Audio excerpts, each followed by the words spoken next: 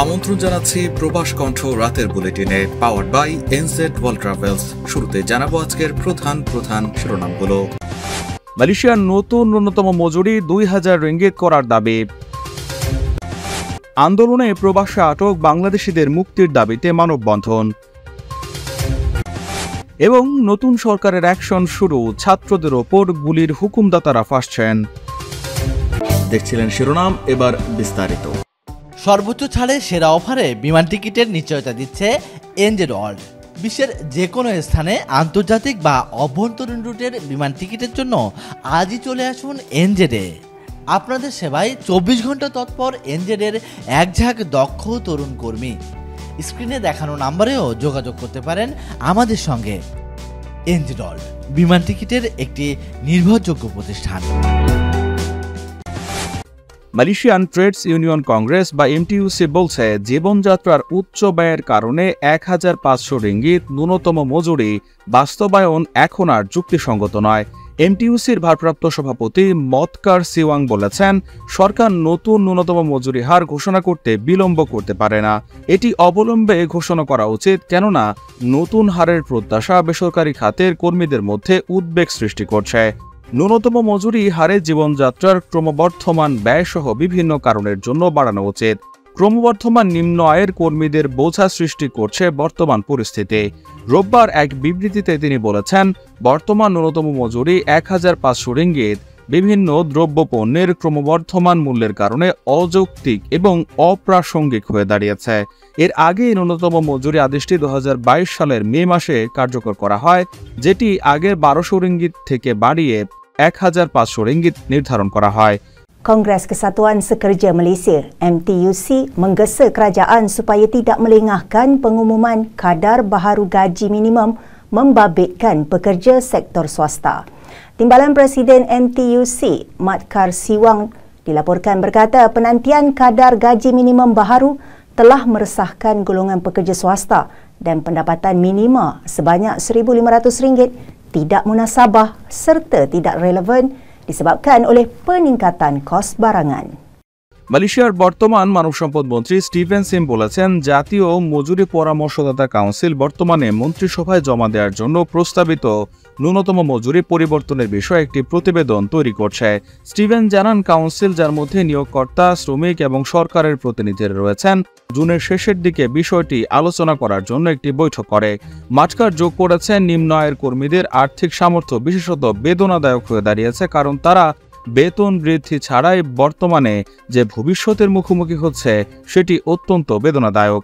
এমটিইউসি নতুন ন্যূনতম মজুরি হারের ঘোষণার জন্য অপেক্ষা করছে, যা শ্রমিকদের 1 মে থেকে দেওয়া উচিত ছিল, কিন্তু এখনও সেটি কার্যকর হয়নি।